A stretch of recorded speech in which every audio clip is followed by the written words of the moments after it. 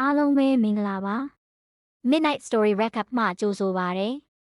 ဒီနေ့မှာတော့အချစ်အလွမ်းဟာသားတွေနဲ့အတူကျွန်တော်တို့ရဲ့ပညာရေးစနစ်နဲ့ဘဝရွေးချယ်မှုတွေကိုတစ်သက်လုံးမေးမရနိုင်လောက်အောင်တော်လှန်ပြောင်းလဲပစ်ခဲ့တဲ့ကဘာကျော်အိန္ဒိယရုပ်ရှင် Three Idiots ကိုတင်ဆက်ပေးသွားမှာပါ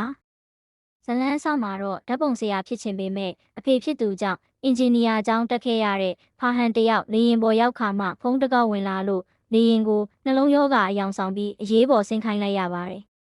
အကြောင်းကတော့သူတို့နဲ့အတူ12တိုင်တိုင်ဘာသတင်းမှမပေးဘဲပျောက်ဆုံးသွားတဲ့တငယ်ချင်းရင်းကြီးရန်ချိုးကိုပြန်တွေ့ပြီဆိုတဲ့သတင်းကြောင့်ပါ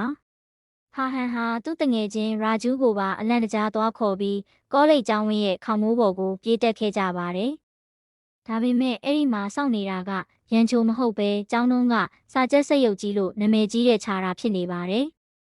ခြာရာဟာလွန်ခဲ့တဲ့12ကျောင်းသားဘဝကဘသူကဘဝမှာပိုအောင်မြင်မလဲဆိုတဲ့ကတိအတိုင်းအခုသူ့ရဲ့အောင်မြင်မှုတွေကိုကြွားလုံးထုတ်ပြီးရန်ချိုရှိတဲ့နေရာကိုလိုက်ဖို့လမ်းစပြပါတော့တယ်။ဒီနေရာကနေသူတို့3ယောက်ရဲ့ကျောင်းသားဘဝဖြတ်တန်းမှုတွေစီဇာတ်ကြောင်းပြန်သွားပါတော့တယ်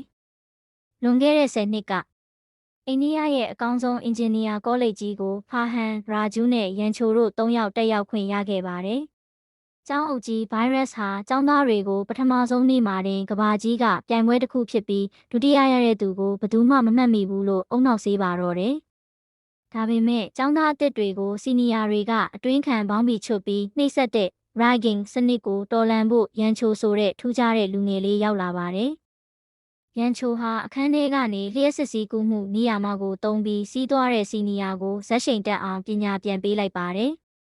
ရန်ချိုဟာစာအုပ်ကြီးအတိုင်းကြက်ရတဲ့ပညာရေးစနစ်ကိုမကြိုက်ဘဲပညာသင်နေဆိုတာအောင်မြင်ဖို့မဟုတ်ဘူးထူးချွန်ဖို့ပဲလို့အမြဲယုံကြည်ထားသူပါဒီလိုနဲ့စာအုပ်ကြီးအတိုင်းကြက်တဲ့စာချက်စက်ရုပ်ချတာနဲ့ဘ ഹു တုတကိုလက်တွေ့အသုံးချတဲ့ရန်ချိုတို့ရဲ့အားပြိုင်မှုကစတင်လာပါတော့တယ်ရန်ချိုဟာတငယ်ချင်းတွေအပေါ်အယမ်းကောင်းပါတယ်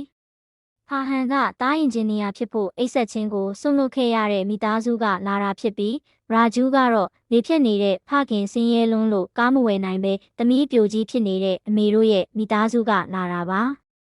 ရာဂျူးဟာမိသားစုရဲ့ဖိအားတွေကြောင့်ဆောင်းမေးပွဲကြမှာကိုအမြဲကြောက်နေခဲ့ရပါတယ်ဒီနေ့မှာတော့စာအုပ်ကြီးအတိုင်းကြက်မှတ်ပြီးအတိတ်ပဲမသိပဲလူရဝင်ခြင်းနဲ့ခြာတာကိုပညာပေးဖို့ကျောင်းရဲ့အခမ်းအနားနေ့မှာခြာတာပြောမဲ့မိန်ကွန်းစာအုပ်ထဲကဝန်ဆောင်မှုဆိုတဲ့စကားလုံးကိုကာမဆက်ဆံခြင်းဆိုပြီးရန်ချိုကပြုတ်ဝက်ပြောင်းလဲပစ်လိုက်ပါတယ်။ဒါကိုမသိတဲ့ခြာတာဟာစင်ပေါ်မှာဝင်ကြီးကျုံနဲ့ကျောင်းအုပ်ကြီးရှေ့မှာတင်အလွန်ရဲစရာကောင်းပြီးအောက်တန်းကျတဲ့မိန်ကွန်းကိုယုံကြည်မှုအပြည့်နဲ့ပြောချင်တိုင်းပြောချလိုက်လို့တကြောင်လုံးရေပွဲဖွဲ့သွားပါတော့တယ်။အဆက်ခွဲခံရတဲ့ခြာရာဟာရန်ချိုကိုနာကြီးသွားပြီး10နှစ်ကြာရင်ဘသူပိုချမ်းသာမလဲကြီးကြဆိုလို့စိန်ခေါ်ခဲ့တာဖြစ်ပါတယ်